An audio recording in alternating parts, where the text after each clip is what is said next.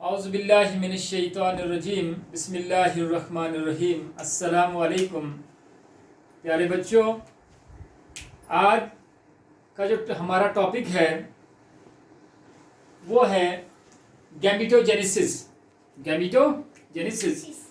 Reproduction first में हमने पढ़ा था एसेक्सुअल रिप्रोडक्शन के बारे में। उसके बाद आज हमने पढ़ना है सेक्सुअल रिप्रोडक्शन के बारे में। सेक्सुअल रिप्रोडक्शन वो रिप्रोडक्शन है जिसमें बोथ पेरेंट्स इन्वॉल्व होते हैं। Two types of the gametes बनते हैं। उसके बाद फर्टिलाइजेशन होती है, जाइगोट बनता है, एम्ब्रियो बनता है, क्लीवेज होती है, तो लास्ट पे जाकर ऑफस्प्रिंग तैयार होता है। सेक्सुअल रिप्रोडक्शन के अंदर गैमेटोजेनेसिस एक अहम टॉपिक है। What is the gametogenesis? Gametogenesis is the process in which the formation of the male and female gametes. Gametogenesis की अगर हम definition देखें, the process of the formation of the haploid gametes from the diploid germ cells in the gonads of the sexual reproduction is called gametogenesis.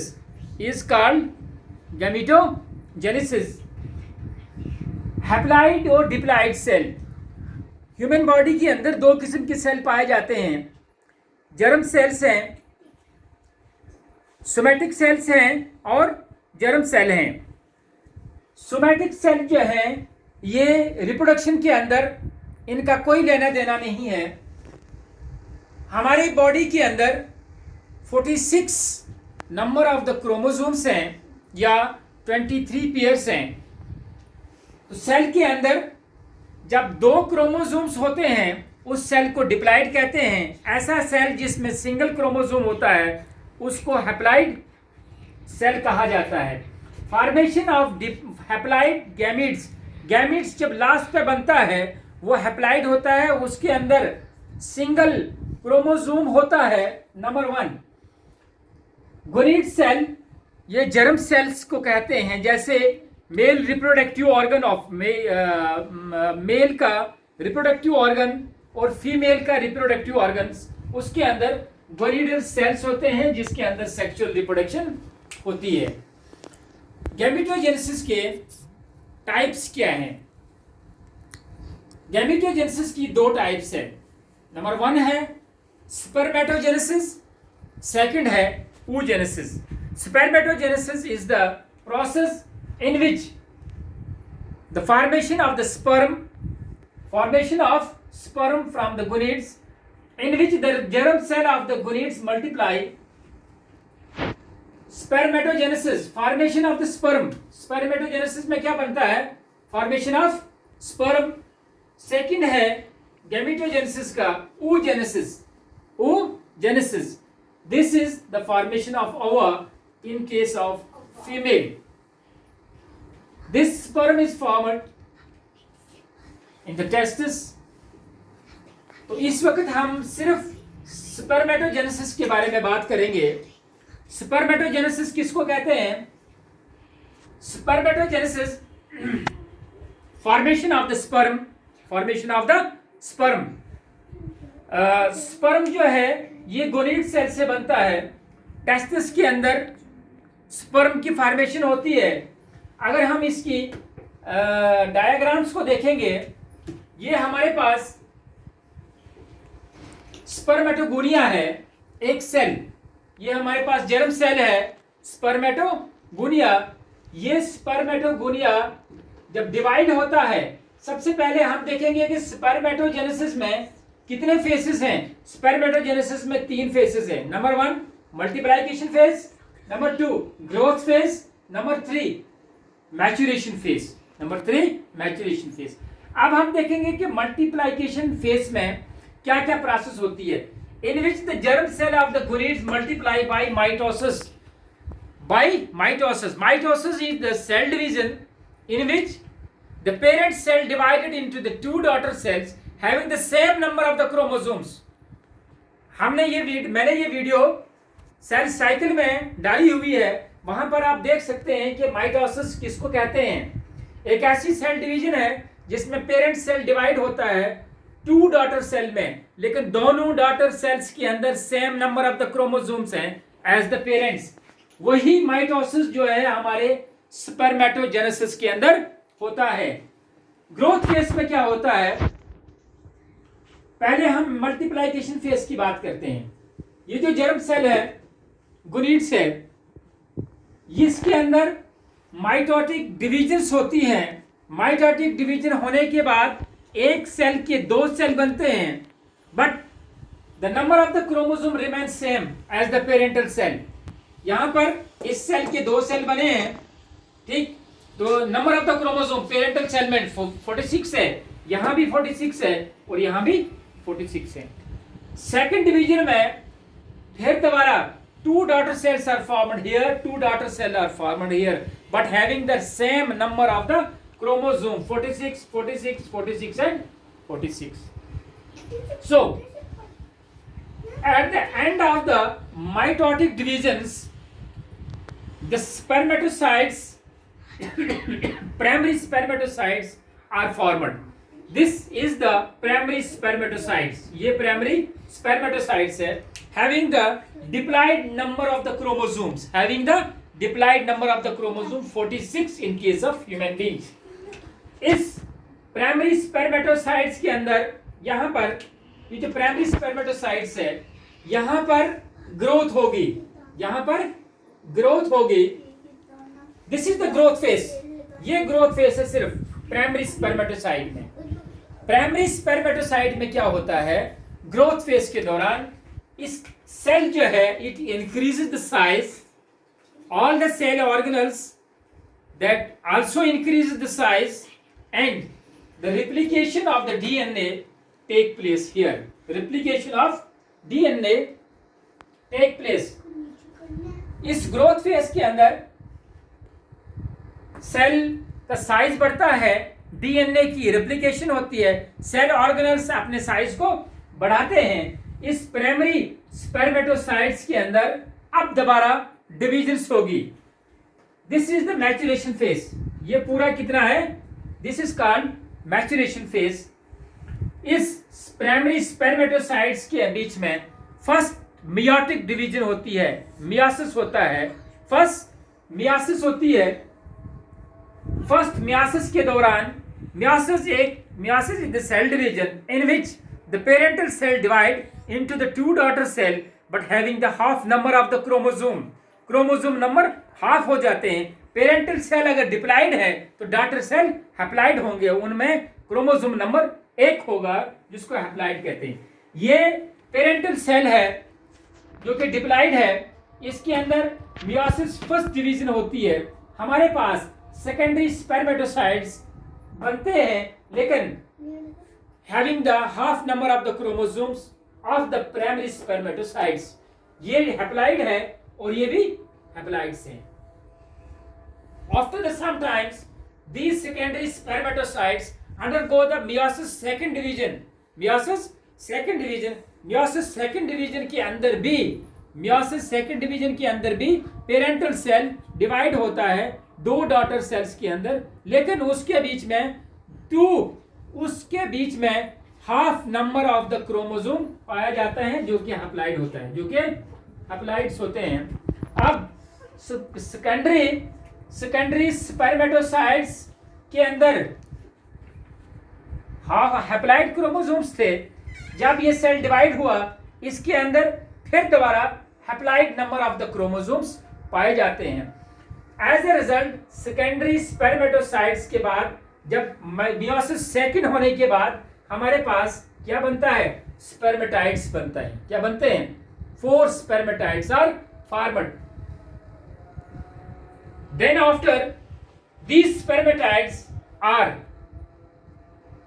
follow the metamorphosis process and forms the sperm.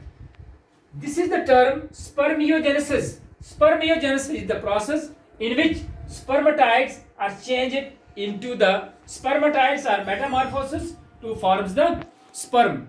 Spermatids are metamorphosis to form the sperm. इस स्पर्मेटाइड्स के अंदर क्या होता है,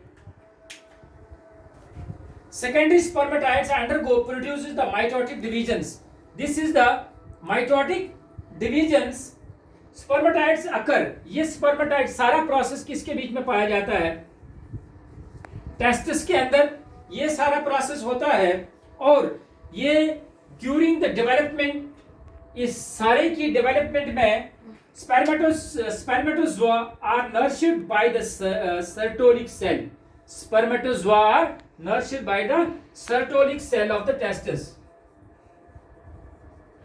Sertolic cell, ये Sertolic cell की nourishment होती है इस पूरे प्रोसेस के दौरान, पूरे प्रोसेस के दौरान। तो पूरे प्रोसेस के दौरान क्या बनता है, maturation phase in which the meiosis take place to produce the gametes, to produce the gametes. ये हमारे पास गैमेट्स बने हैं, स्पर्म्स बने हैं, क्या बने हैं, स्पर्म्स बने हैं।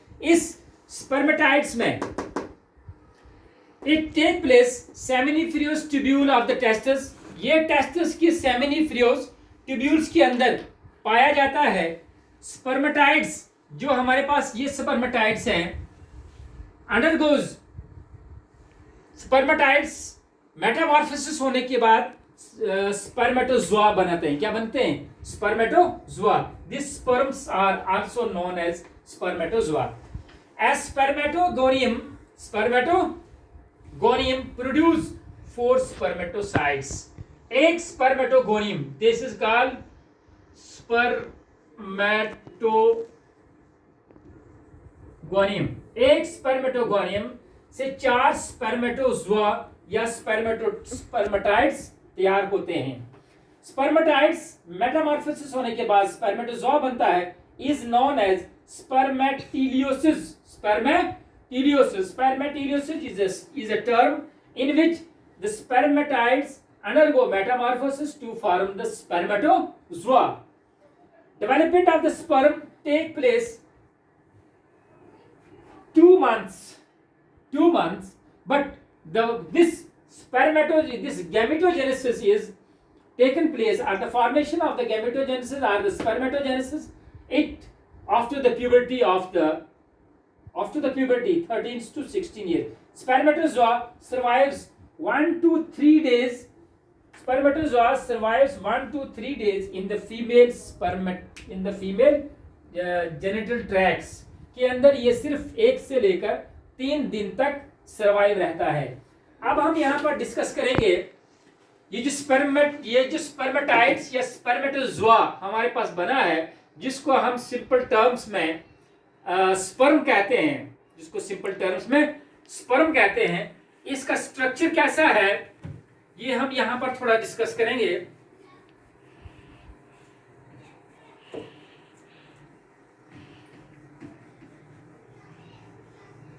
देखो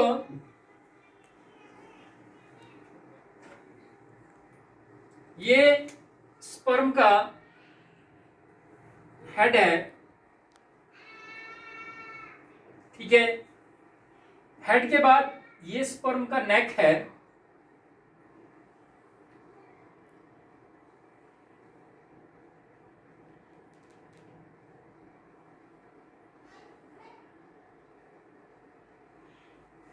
दिस इज द टेल,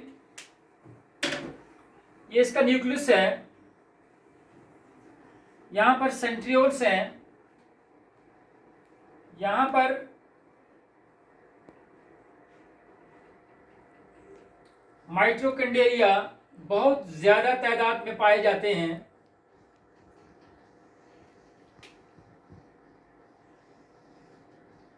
इसके अंदर पतले पतले से फिलामेंट्स हैं,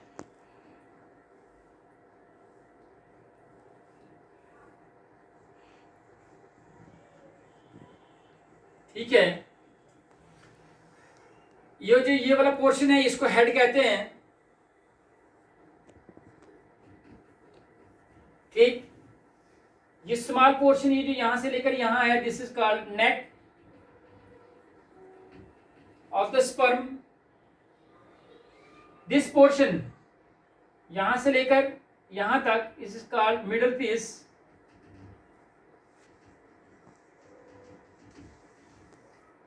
इसको कहते हैं एंड पीस। ठीक, और यहां से लेकर नेक से लेकर एंड पीस तक, this is called tail, this is called tail. गोया एक स्पर्म, जो स्पर्मेटोगोनिया, जिसको हम सिंपल वर्ड्स में स्पर्म कहते हैं, इसका स्ट्रक्चर कैसा है, ये आपके सामने इसका स्ट्रक्चर है। इसके मेन 3 पार्ट्स हैं, हेड, नेक एंड टेल। और टेल के अंदर फिर दोबारा 2 पार्ट्स हैं, मिडिल पीस और एंड पीस, मिडिल पीस और एंड पीस। हेड में क्या है, ये जो हमारे पास इस स्पर्म का हेड है, head it consist of only, इसके अंदर ये हेड का न्यूक्लियस है, टेल के अंदर सेंट्रियोल्स हैं, टेल के अंदर सेंट्रियोल्स है, ठीक है। और ये इसका बाकी सारा एरिया जो है, दिस इज द हेड,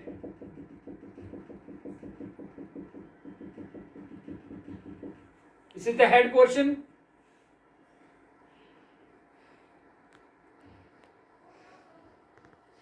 ये ब्लू वाले सारे हैं माइटोकॉन्ड्रिया, इसको ये है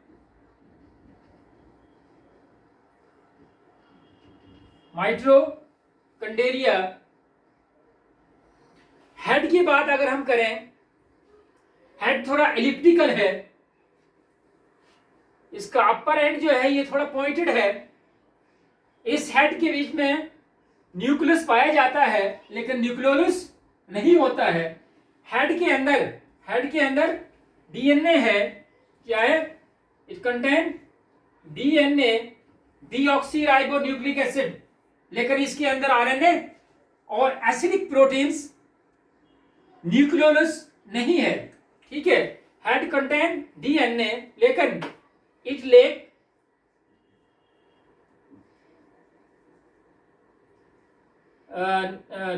it lacks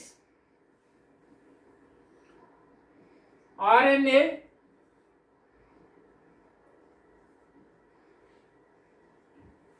nucleolus and acidic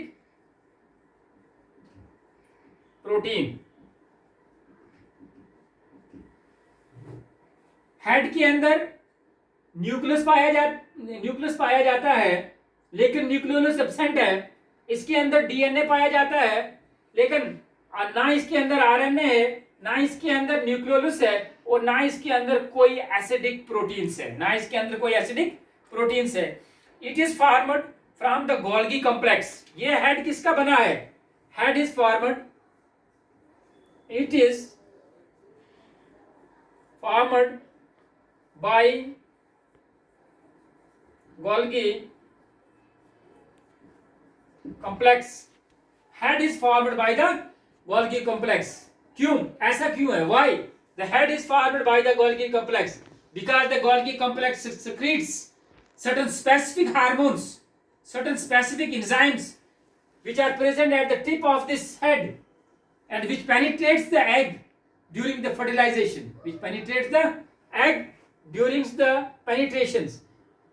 ये head किसका बना है, Golgi बॉडीज का। It contain hydrolytic enzymes, it contain hydrolytic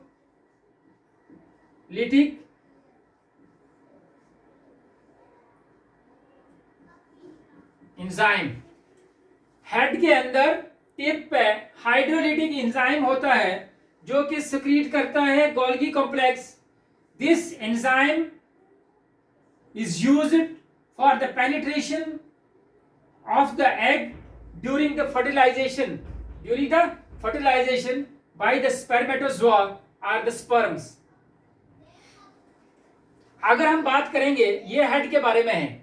In general, head is elliptical, it contains DNA, it lack RNA, nucleolus, acidic proteins, it is formed by the Golgi complex, it is formed by the Golgi complex, but Why it is formed by the Golgi complex? Because Golgi complex produces certain specific type of the enzymes which we call as hydrolytic enzymes, which are present in the tip of this head, which penetrates the egg during the fertilization. Number one. Second is the neck. Second is the neck or the middle piece. ये neck है. It contains centrioles. It contains centrioles. The neck of the sperm or the spermatozoa contain the two type of the centrioles. Contain two type of the centrioles, which plays an important role for the movement in the female reproductive tracts. This is the middle piece. यहाँ से लेकर यहाँ तक middle piece है.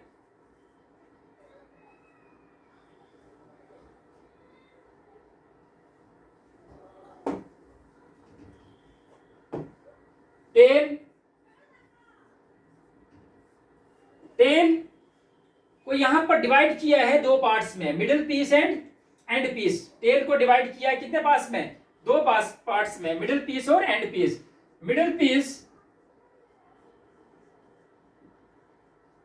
Middle piece के अंदर, इसके अंदर ज्यादा तौर पर माइटोकॉन्ड्रिया पाया जाता है. It is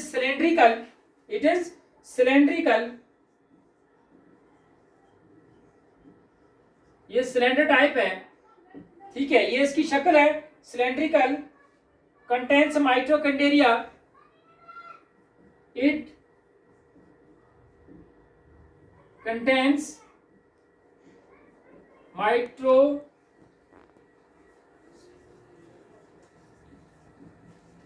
mitochondria, ATP molecules. It contain mitochondria और ATP molecules. ATP molecules कौन से molecules होते हैं? Adenosine triphosphate. ये एनर्जी के कंपाउंड्स होते हैं. Mitochondria is the powerhouse of the cell. The large of the mitochondria are present in the middle piece of the sperm or spermatozoa, which provides the energy to the sperms during the movement in the reproductive tracts. During the movement in the reproductive tracts. ये है middle piece के बारे में. Tell का जो and वाला piece है, end piece, it is long, thread like,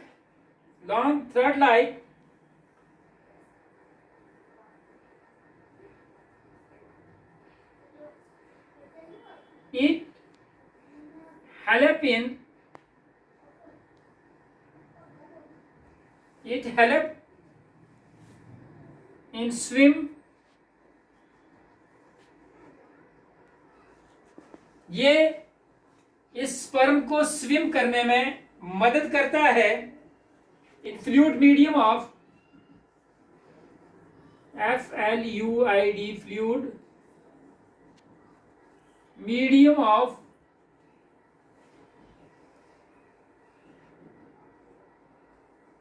female reproductive tract, which we call as the uterus, to search ova. Middle piece of the tail provides the energy which come from the mitochondria and the ATP molecules. That is why the sperm moves freely in the reproductive tracts of the female.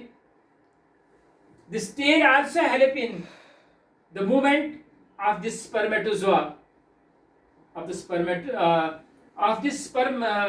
or spermatozoa. So this is all about the gametogenesis of the single spermatogenesis, how the sperm is formed from the spermatogonia Which type of the division, cell division take place? Here the two types of the cell divisions are take place. Mitosis, cell division is also taken place, and the meiosis first and the meiosis second cell division is also take place during this spermatogenesis. The single spermatogoa during the whole process to form the four type of the spermatozoa. This is the scientific term, and which we called as simple term in the sperms.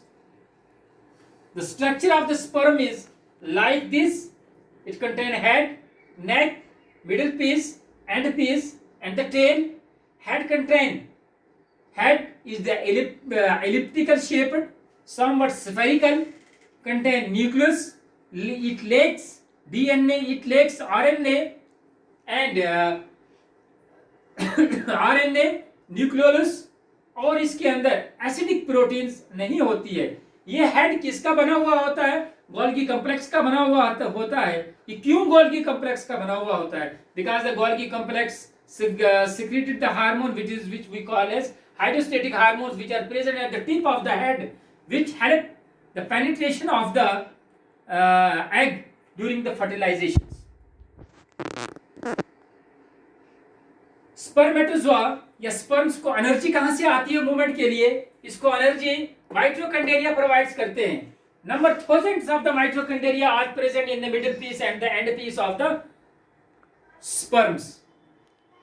तो this is all about, ये सारा आज हमने पढ़ा है spermatogenesis के बारे में और गैमेटोजेनेसिस के बारे में। इन जनरल स्पर्म्स कैसे बनते हैं, किस किस प्रोसेस से गुजरते हैं, कब हैप्लॉइड्स होते हैं, कब डिप्लॉइड होते हैं, सेल के अंदर मल्टीप्लाई, इस प्रोसेस के अंदर मल्टीप्लाइकेशन कब होती है, ग्रोथ फेज कब होता है, मैचुरेशन फेज कब होता है। नेक्स्ट वीडियो में कल आपके सामने लाऊंगा oogenesis, फॉर्मेशन ऑफ द ओवा। तो आज की इस वीडियो में मुझे उम्मीद है अगर आप इसको गौर से देखेंगे और इसको जूम करके अपनी नोटबुक्स पर लिखेंगे, मुझे नहीं लगता कि आपको दोबारा किसी नोटबुक्स की ज़रूरत है या कहीं पे नोट परचेज करने की ज़रूरत है। ये मटेरियल 3-4 बुक्स को कंसल्ट करके आपके सामने इस लॉकडाउन में मैंने आपके सामने पेश किया है। मोस्टली अगर देखा जाए हमारे गवर्नमेंट स्कूल के बच्चे जिनके पास ज़्यादा किस्म की बुक्स नहीं होते हैं, वो सिर्फ और सिर्फ नोट्स के ऊपर या एक कोई बुक ले ली, उसी को पढ़ा और उसी को देखा। लेकिन ये जो मैंने आपके सामने लाया है, डिफरेंट बुक्स से मटेरियल उठाकर आपके सामने पेश किया है। मुझे लगता है और उम्मीद है कि आप इसको बखूबी देखेंगे, लिखेंगे और इससे फ़ायदा उठाएंगे। जाते जाते मैं आपसे एक रिक्वेस्ट करता हूं कि मेरे इस बायोलॉजी के चैनल को सब्सक्राइब कीजिए, लाइक कीजिए, ताकि आने वाली बायोलॉजी के रिलेटेड, पर्टिकुलरली ज़ूलॉजी के रिलेटेड जितनी भी वीडियोस हैं वो आपको टाइम पे मिल सके।